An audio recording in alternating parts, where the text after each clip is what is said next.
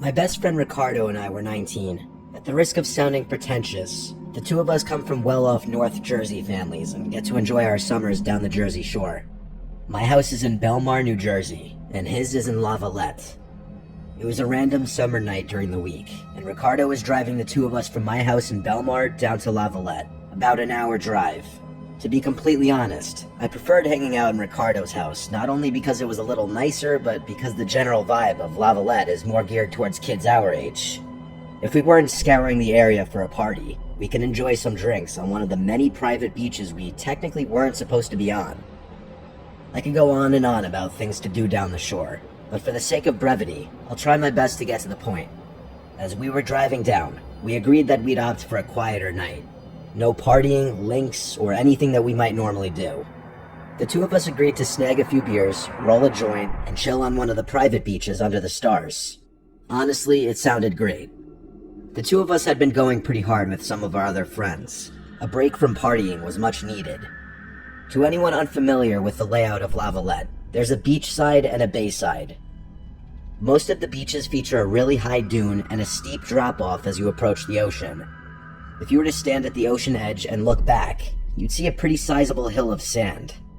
After drinking a few drinks at Ricardo's place, we snagged some bikes from his garage and made our way toward the beach of our choice.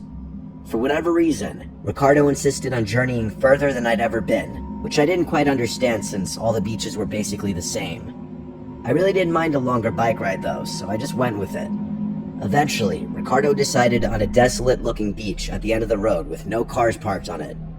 Every house on the street had its lights off. I actually preferred this.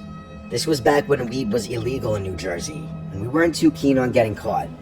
Plus, we did have some drinks with us despite the fact that we were only 19. We hid our bikes under some shrubs. Then we made our way toward the beach.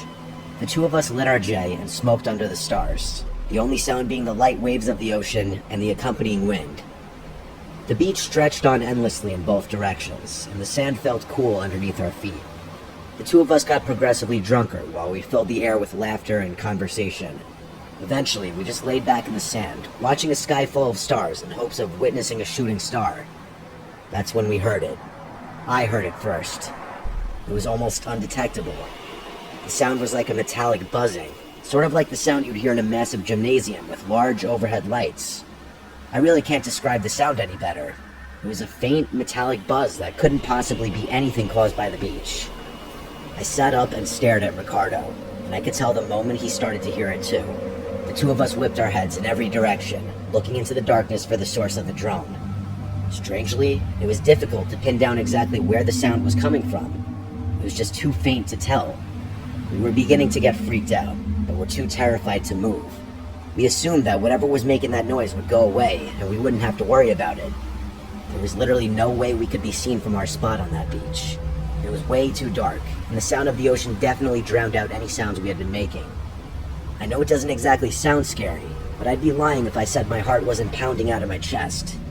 The drone continued on, and after another few minutes, Ricardo gestured for me to follow him. I nodded my head in agreement. Leaving was definitely the best option. Just like a scene from a movie, the exact second the two of us stood up, the droning went from a 1 to a 5.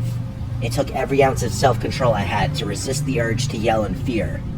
It wasn't a gradual shift. The sound literally increased in a split second, and it was definitely coming from our right.